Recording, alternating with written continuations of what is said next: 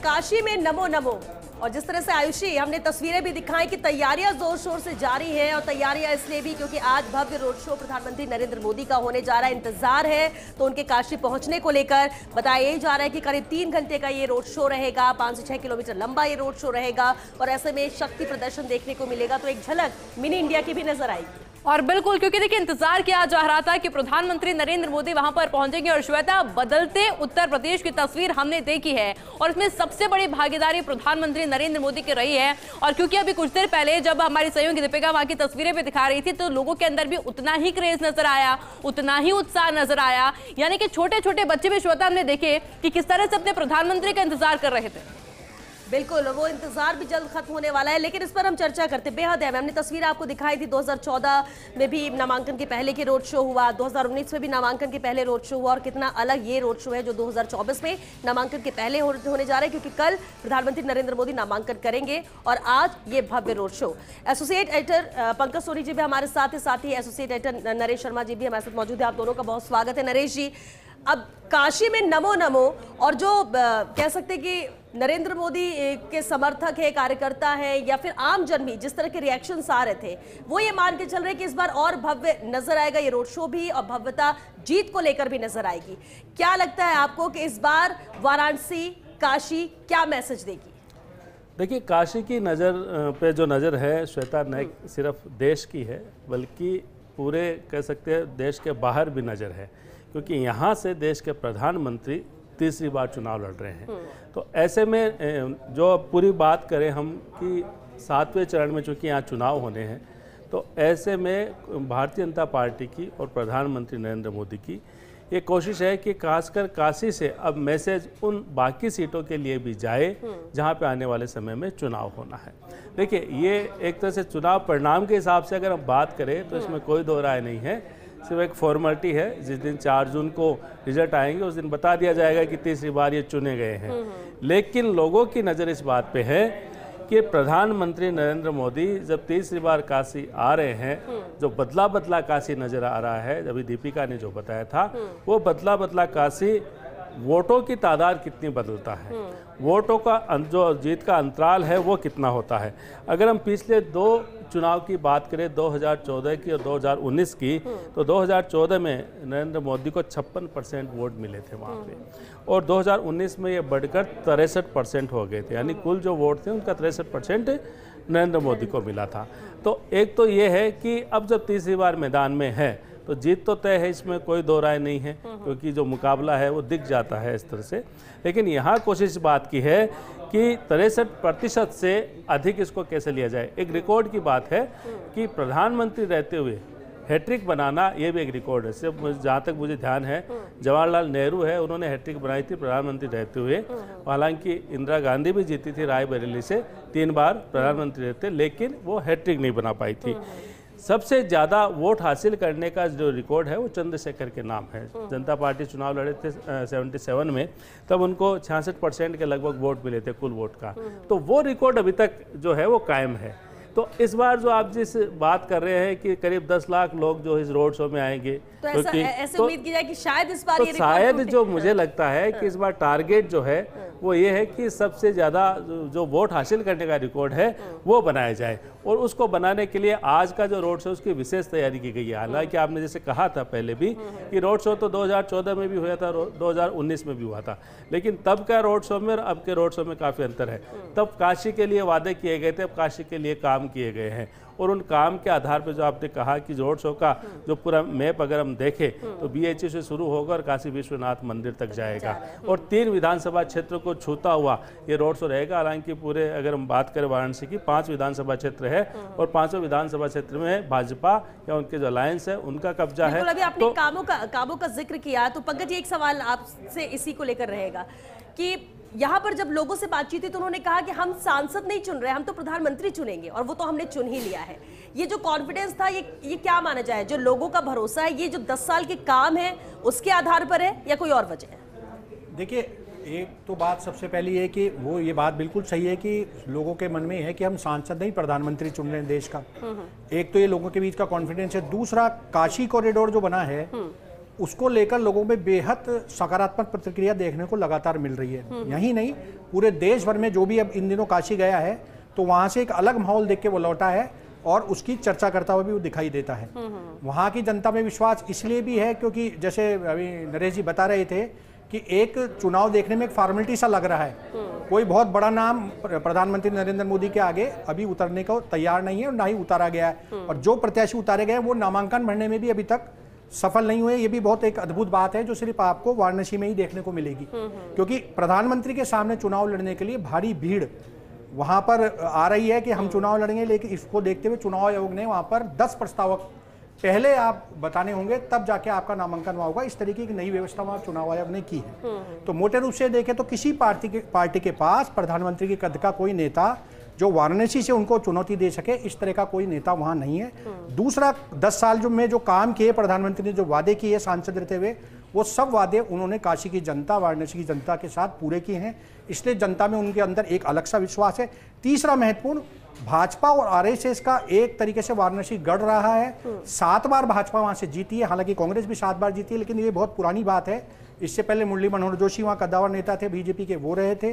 और दूसरा, वाराणसी से चुनाव लड़कर, आपको ध्यान हो तो 2014 में जब प्रधानमंत्री मोदी चुनाव लड़े थे, मोदी जो चुनाव लड़े थे बड़ौदा से लड़े थे और उसके बाद वाराणसी लड़े थे, लेकिन एक सीट से उन्होंने बाद में इस्तीफा दिया। कारण सीधा सा था, यूपी से एक अलग मैसेज पूरे देश में जाता है और यूपी में सबसे ज्यादा सीटें हैं, 80 सीटें करीबन यूपी में है लोकसभा की। तो यूपी से चुनाव लड़ना भी एक सोची सारी रणनीति के तहत होता है। और अब ये जो रोड शो हो रहा है, हालांकि ये 7वें चरण में चुनाव है, लेकिन ये एक बहुत बड़ा मैसेज देगा। आप देखिएगा इस रोड शो के बाद आपको वहां पर एक अलग तरीका माहौल देखने को मिलेगा, जो पूरी तरीके से प्रधानमंत्री नरेंद्र मोदी के पक्ष में माहौल खड़ा हुआ आपको साफ रूप से दिखाई देगा। अच्छा पंकज जी, आपने क्योंकि लोकप्रियता बताई प्रधानमंत्री नरेंद्र मोदी की, हम लगातार जिक्र भी कर रहे हैं काशी का। अच्छा, इस बीच नरेश जी, जो टूरिज्म के क्षेत्र के अंदर वाराणसी पहले की अपेक्षा बहुत ज्यादा बदल चुका है, पर्यटकों की संख्या बढ़ती जा रही है और यही वजह है कि वाराणसी अब महंगा भी हो गया है। ये मैं इसलिए कह रही हूं क्योंकि छोटे तबके के जो लोग हैं, जो लोग रिक्शा चलाते हैं, ऑटो चलाते हैं, रेहड़ी चलाते हैं, वो भी व्यापार अच्छा खासा कर रहे हैं। और ये सिर्फ इसलिए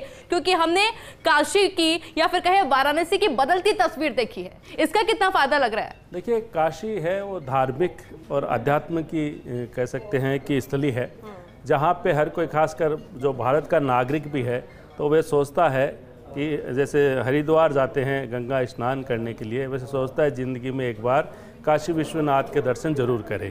तो हमेशा से ये पसंद रही है और इसको हम धार्मिक पर्यटन के नाम से भी जानते हैं कि वहाँ जो पर्यटक जाता है वो शिव की नगरी में जाता है, शिव के दर्शन करने जाता है। लेकिन जो पहले वहाँ परेशानियाँ थी, जिस तरह की तंग गलियाँ थी, काफ़ी परेशानी होती थी कि जो वहाँ काशी विश्वनाथ के दर्शन करने में, उस वहाँ की उन तमाम परेशानियों को दूर किया गया है। विशेष कॉरिडोर की बात जो कुछ देर पहले आपने की थी, वो कॉरिडोर जब हम देखा था, जब उसका उद्घाटन हुआ था, खुद प्रधानमंत्री नरेंद्र मोदी है वो उस कॉरिडोर का उद्घाटन करके जब वो चल रहे थे, तो पूरे देश ने देखा था कि किस तरह का कॉरिडोर वहाँ पे बन गया है। तो ये तमाम सुविधाएं जो यहाँ विकसित हुई है, वहाँ जो घाट है उनको विकसित किया गया है, तो उससे बिल्कुल ये फ़ायदा मिला है कि जो पर्यटक है, जो धार्मिक पर्यटन तो था ही, लेकिन अन्य अगर वो जो गैर धार्मिक भी जाए सिर्फ घूमने के हिसाब से, उनकी संख्या बढ़ी है। और इसी कारण से वहाँ जो आपने कहा कि छोटे छोटे जो लोग हैं, चाहे वो रिक्शा चालक हो, चाहे ठेले रेहड़ी वाले हो, उनको भी रोज़गार मिला है। और ये रोज़गार, जब किसी भी क्षेत्र का विकास होता है, किसी कस्बे का, शहर का विकास होता है, तो उसके साथ रोज़गार भी बढ़ता है। और यही कारण है कि काशी में जो है उसका पूरा स्वरूप सा बदल गया है, चाहे वो रोज़गार के अवसर बढ़े हो, चाहे वहाँ विकास के काम हुए हो, और जिसके लिए वहाँ पे जाते हैं काशी विश्वनाथ, वहाँ का जो स्वरूप है वो भी बिल्कुल निराला हो गया है। और बिल्कुल ये कह सकते हैं जो एक लोगों के एक मन में थी कि हाँ, जब यहाँ से जब प्रधानमंत्री नरेंद्र मोदी ने पहला चुनाव लड़ा था, और तब ये उम्मीद थी कि यहाँ से जब प्रधानमंत्री जीत रहे हैं तो काशी का स्वरूप भी बदलेगा, और बिल्कुल बदलने की कोशिश हुई है। करोड़ों रुपए वहाँ पे खर्च हुए हैं। कई बार हालांकि जो कॉरिडोर बनाया उसमें काफ़ी घर भी शिफ्ट हुए थे, दुकान है वो भी शिफ्ट हुई थी, लेकिन लोगों ने सहयोग किया। सहयोग इसलिए किया क्योंकि उनको ये था कि अच्छे काम के लिए इस तरह की जो भी समस्या होती है, दिक्कतें होती है, उनको दूर करने में सहयोग करना चाहिए।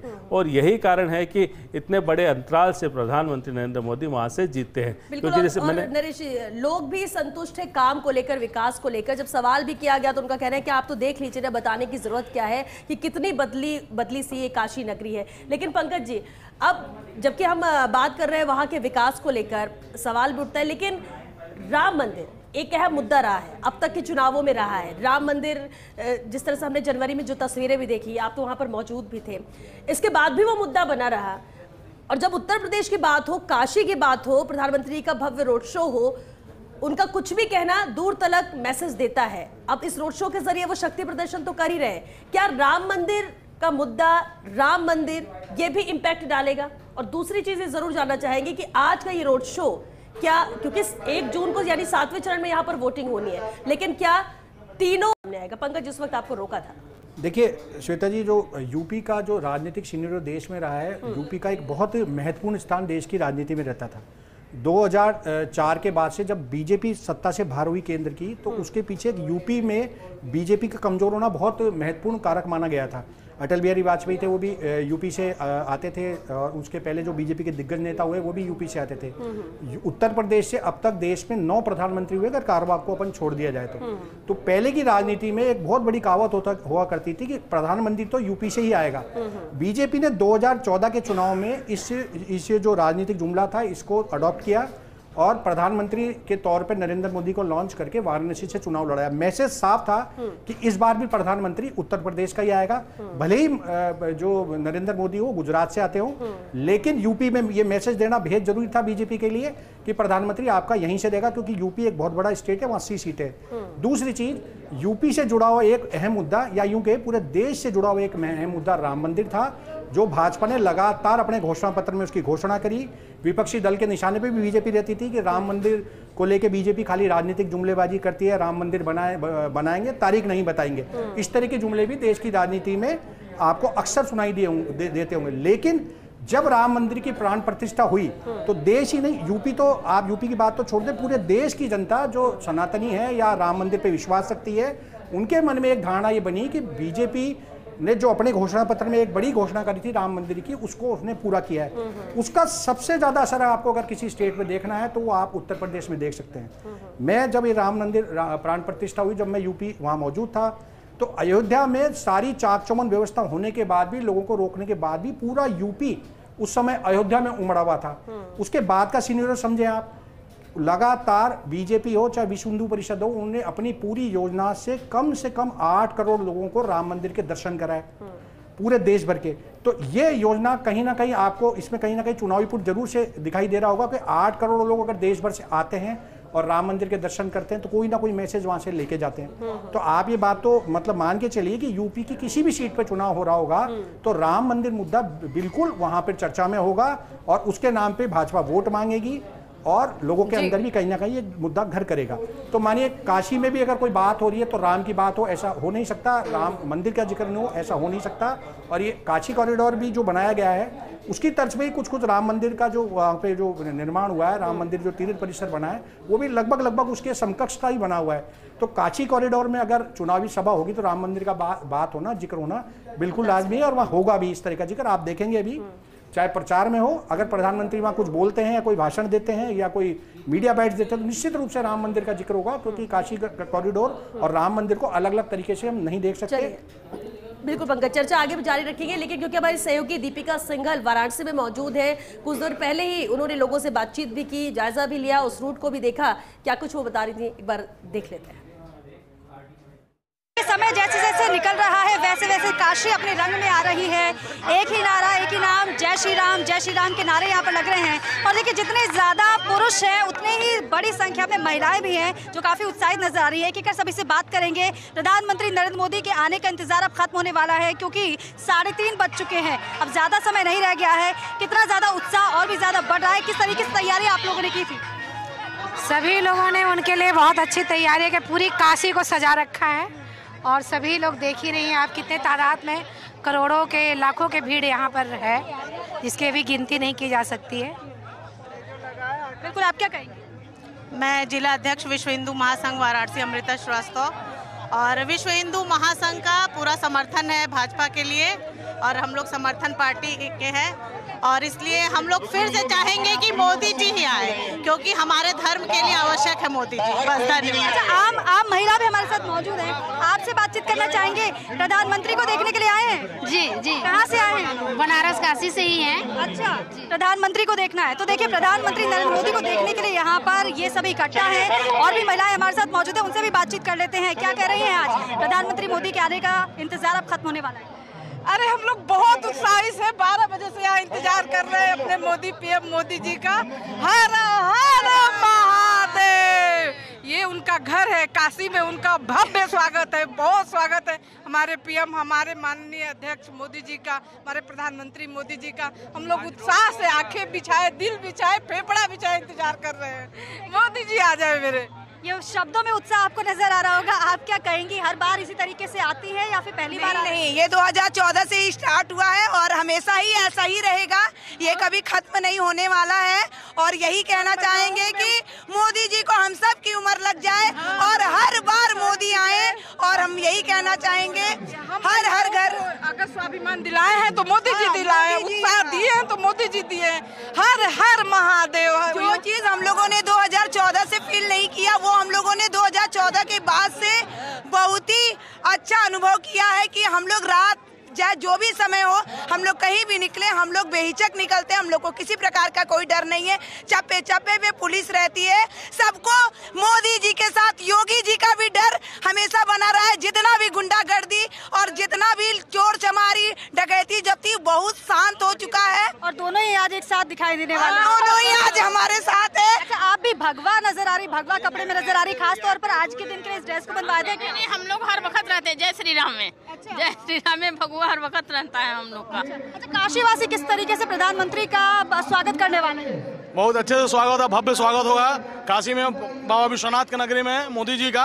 मोदी जी का स्वाभिमान हमेशा बना रहेगा काशीवासियों के लिए। अच्छा, प्रधानमंत्री रोड शो करेंगे, आगे निकलेंगे, वैसे आप लोग देखेंगे हाथ हिलाकर अभिवादन स्वीकार करते हैं, कुछ कहना चाहेंगे वहाँ से प्रधानमंत्री के लिए, यहाँ से खड़े होकर वहाँ तक?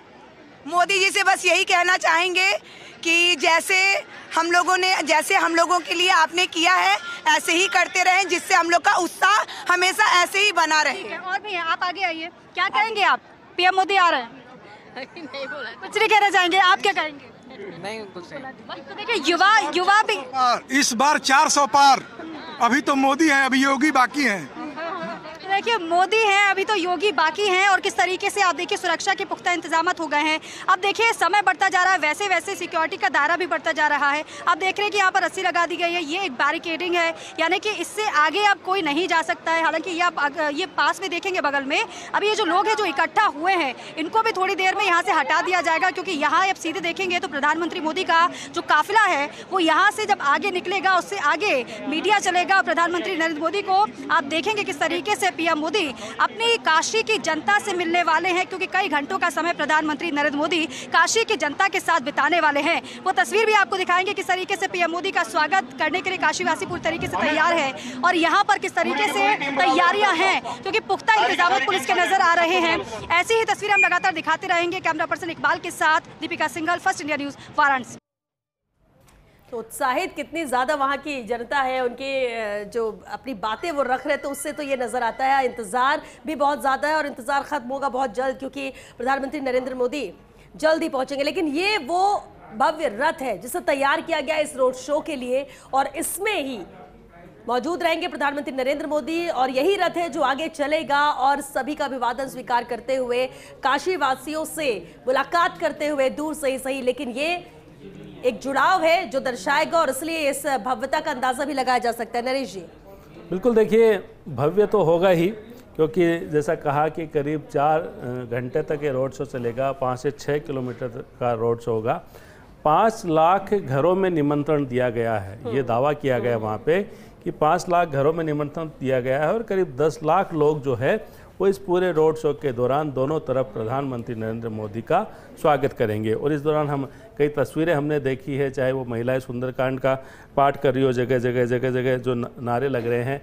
अभी आपने जो हर हर महादेव के जो नारे आपने सुने थे, एक नारा और वो कहना चाहती थी महिलाएं, पूरा नहीं कर पाई। पहले एक नारा चला था पिछले चुनाव में, हर हर मोदी घर घर मोदी, ये भी नारा चला था। तो और एक जो महत्वपूर्ण संदेश एक लाइन में अगर आपने समझा, तो एक लाइन वो महिलाएं बोल के गई थी कि अभी तो मोदी है, योगी बाकी है। तो ये कह सकते हैं कि आगे प्लानिंग क्या है, संभवतः इनको भी संकेत मिला होगा जो कार्यकर्ता है, जो लगातार यहाँ पे है। बड़ी चीज़ ये है कि 10 साल प्रधानमंत्री नरेंद्र मोदी काशी का प्रतिनिधित्व कर रहे हैं, और इस दौरान आंकड़ा थोड़ा बहुत ऊपर नीचे हो सकता है, लेकिन करीब 45 से 48 बार वो काशी आ चुके हैं, रोड शो कर चुके हैं, वहाँ पे आ चुके हैं। 10 रोड शो उन्होंने, बड़े रोड शो किए अलग अलग समय पे, अलग अलग कार्यक्रमों में। और आज भी अगर हम देखेंगे तो करीब 110 पॉइंट ऐसे बनाए गए हैं। पूरा जो रोड शो का रूट है, जो जैसा अभी बताया था पूरा ग्राफिक्स के माध्यम से, कि जो BHU से शुरू होगा, लंका चौराहा है वहाँ चलेगा, सोनारपुर जाएगा, जंगमबाड़ी जाएगा, बांस फाटक जाएगा और काशी विश्वनाथ जाएगा। तो इसको 11 बीट में जो है वो बांटा गया, और हर बीट में 10 पॉइंट बनाए गए हैं। तो ऐसे करके कुल 110 पॉइंट है, जहाँ पे न केवल बनारस के लोग, न केवल यूपी के लोग, बल्कि देश के अन्य हिस्सों से भी लोग आए हैं इस रोड शो को देखने के लिए। क्योंकि ये जो रोड शो, इसको एक तरह से हम कह सकते हैं कि आज का रोड शो है, बस वो यही प्रधानमंत्री का जो चुनावी सभा कह लीजिए उसको, और कोई प्रचार के नाम पे कुछ भी कह लीजिए, तो यही इनका कार्यक्रम है। उसके बाद कल नामांकन दाखिल होगा, और फिर मुझे लगता है उसके बाद जब जीत जाएंगे तो जो सर्टिफिकेट मिलता है चुनाव अधिकारी से, वो लेने के लिए आएंगे, क्योंकि पूरे देश में उनको प्रचार करना है। तो ये रोड शो खासकर न केवल एक बड़ा संदेश रहेगा देश की राजनीति में भाजपा के मद्देनज़र, क्योंकि जैसे पंकज ने भी कहा था कि वाराणसी जो है एक सामान्य लोकसभा चुनाव नहीं है, यहाँ भाजपा की एक संदेश देने की कोशिश होती है बाकी बची हुई सीटों के लिए। और जो यहाँ से जो मैसेज दिया जाता है वो मुद्दे तय किए जाते हैं, चाहे वो राम मंदिर की बात आपने कही अभी थोड़ी देर पहले कि राम मंदिर न केवल उत्तर प्रदेश का बल्कि पूरे देश में राम मंदिर का जो है ये एक मुद्दा रहा था। और भाजपा ने कहा था कि हमने जो कहते थे कि तारीख नहीं बताते थे, उनको तारीख पे बुलाया भी था, लेकिन वो तारीख पे आए नहीं थे जब मंदिर के में प्राण प्रतिष्ठा हो रही थी। तो राम मंदिर का मुद्दा तो उत्तर से लेकर दक्षिण तक, तेलंगाना में राम मंदिर का मुद्दा है, और जो उत्तर भारत में चुनाव हो गए वहाँ राम मंदिर का मुद्दा था। उत्तर प्रदेश में तो होना ही है, क्योंकि वहीं पे तो ये तमाम जो है कार्यक्रम हुए हैं, वहीं पे तो राम मंदिर में प्राण प्रतिष्ठा हुई। और काशी विश्वनाथ मंदिर, यहाँ ये भी एक बड़ा मुद्दा था, और आने वाले समय में मथुरा का जो मुद्दा है वो भी आपको दिखाई देगा। और अब इंतजार करना होगा नरेश जी कि जैसे ही प्रधानमंत्री नरेंद्र मोदी वहां पर पहुंचते हैं, क्योंकि स्वागत के लिए तो पहले से ही भीड़ वहां पर मौजूद है। देखिए इंतजार जारी है कि प्रधानमंत्री नरेंद्र मोदी कब आएंगे और कब उनका स्वागत किया जाएगा। हमारी चर्चा भी लगातार जारी है। एसोसिएट एडिटर नरेश शर्मा हमारे साथ मौजूद है, और एसोसिएट एडिटर पंकज सोनी जी भी हमारे साथ में मौजूद है। नरेश जी, अभी हम सुन रहे थे कि आमतौर पर काशी में, वाराणसी के अंदर हर हर गंगे और हर हर महादेव सुनाई देता था, पर अभी पंकज जी आप भी बता रहे थे कि अब जय श्री राम भी एक नारा जुड़ चुका है। महिलाओं को हमने सुना, पहले की अगर बात करें नरेश जी, तो पहले गुंडागर्दी देखने को मिली थी, महिलाएं इस तरह से सड़कों पर खुले में नहीं जा सकती थी। पर अब की जो तस्वीर है, क्या ये वही बदलता उत्तर प्रदेश है जिसमें महिलाएं भी सर उठाकर आराम से घूम पा रही है, और यही वजह है कि महिला वोटर्स भी इस बार बढ़ सकते हैं? बिल्कुल, देखिए उत्तर प्रदेश बदला है, इसमें कोई शक नहीं है, और यही कारण है कि फिर से उत्तर प्रदेश की जनता ने योगी को अपना समर्थन दिया, क्योंकि कानून व्यवस्था वहाँ सबसे बड़ी समस्या थी। चाहे आप सपा के समय की बात करें, बसपा के समय की बात करें, तो सबसे ज़्यादा कानून व्यवस्था चुनौती होती थी। कह सकते हैं कि हत्याकांड तो जगह जगह में सुनाई देते थे, और महिलाओं का शाम के बाद घर से बाहर निकलना मुश्किल होता था, ऐसा खुद महिलाओं का कहना था। लेकिन अब समय बदल गया, राज बदलने के साथ में, और सबसे पहले जो फोकस किया यूपी की योगी सरकार ने, वो कानून व्यवस्था को लिए किया। अब आप देख सकते हैं, अभी जब महिलाओं से जो हमारी दीपिका ने जब बात की थी, तो उन्होंने खुद कहा था कि अब वो समय नहीं है, अब हम सुरक्षित है, क्योंकि उनकी सुरक्षा के लिए पुलिस भी तैनात है और सरकार का भरोसा भी दिलाया हुआ है। तो देखिए, जब सरकार का जो मुखिया है वो भरोसा देता है कि आपकी सुरक्षा मैं करूँगा, तो जनता है उनमें भी भरोसा होता है, उनमें विश्वास कायम होता है। और यही कारण है कि अगर उत्तर प्रदेश का एक चुनावी मुद्दे की अगर हम बात करें, राम मंदिर भी है, काशी विश्वनाथ में जो काम हुए वो भी है, लेकिन वहाँ की कानून व्यवस्था है वो भी एक चुनाव मुद्दा है। और भाजपा लगातार ताल ठोक के ये कहती है कि हमने यहाँ की कानून व्यवस्था को सुधारा है, अब यहाँ अपराधी नहीं है, अब यहाँ पे कोई अपराध करता है तो उसको तुरंत सज़ा मिलती है। बुलडोज़र बाबा के नाम से योगी प्रसिद्ध हुए, और आपको ध्यान होगा कि बुलडोज़र की शुरुआत यूपी में हुई, लेकिन अन्य प्रदेशों में भी फिर इसका अनुसरण होने लगा था। तो कहीं न कहीं ये ज़रूरी है कि कानून व्यवस्था है वो कायम रहे, अपराधियों में भय हो, आम जनता में भरोसा हो और महिलाएं सुरक्षित हो। ये इसी कारण से जो है उत्तर प्रदेश में योगी सरकार है वो रिपीट हुई। और एक मुद्दा है, वहाँ भाजपा कहती है लगातार, चुनावी सभा जितनी भी होती है वहाँ पे कहता है कि अब गुंडा राज नहीं है, अब राम राज है। और राम राज के भरोसे ही अब भाजपा फिर से उत्तर प्रदेश को जीतने की कोशिश कर रही है, क्योंकि उत्तर प्रदेश अगर जीतेंगे, 80 सीट वहाँ पे है, उत्तर प्रदेश जीतेंगे तो केंद्र में सरकार बनती है। जो उत्तर प्रदेश जीतता है वो कहते हैं कि वो केंद्र जीतता है। और जिस तरह से पहले भी, जैसे पंकज ने भी कहा था कि प्रधानमंत्री तो उत्तर प्रदेश से ही होता है, और यही एक कारण भी होगा कि नरेंद्र मोदी ने भी उत्तर प्रदेश को ही चुना। और ख़ासकर उनकी जो सीट है, बनारस की सीट, जहाँ पे लोगों में उत्साह इस बात का है कि इस बार हम कितने अधिक मतों से उनको जितवा के भेजें। 2014 का चुनाव तो मुझे ध्यान है, जब अरविंद केजरीवाल उनके सामने खड़े हुए थे, तब करीब 2 लाख वोट अरविंद केजरीवाल को मिले थे, लेकिन तब भी करीब 5,81,000 वोटों से नरेंद्र मोदी जीते थे। और पिछला जो चुनाव है वो उन्होंने 6,74,000 वोटों उनको मिले थे, तो उन्होंने ये मुकाबला जीता था।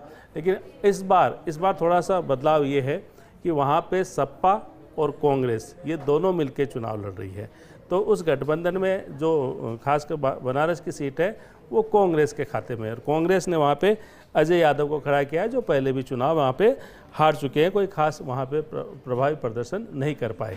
हालांकि बसपा ने भी एक औपचारिकता के रूप में अपने उम्मीदवार की तो घोषणा की है, पहले उम्मीदवार बदल दिया था, फिर वापस उसी उम्मीदवार को रिपीट कर दिया, तो एक औपचारिकता का उम्मीदवार है, औपचारिकता का चुनाव है।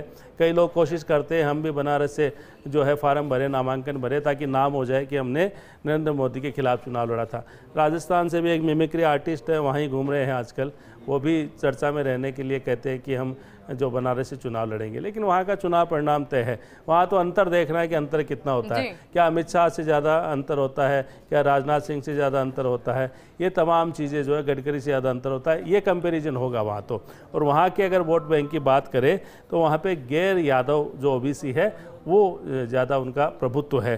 खासकर अगर जो कर्मी वोटों की हम बात करें वो वहाँ पे ज़्यादा है, हालांकि ब्राह्मण भी है, भूमिहार भी है, वैश्य भी है, मुस्लिम वोट भी है, करीब 3 लाख के करीब मुस्लिम वोट है, क्योंकि 19 लाख के करीब जो है वहाँ पे कुल वोटर्स है, जिसमें 10 लाख जो पुरुष है और करीब 8.5 पौने 9 लाख जो है वो महिलाएं हैं।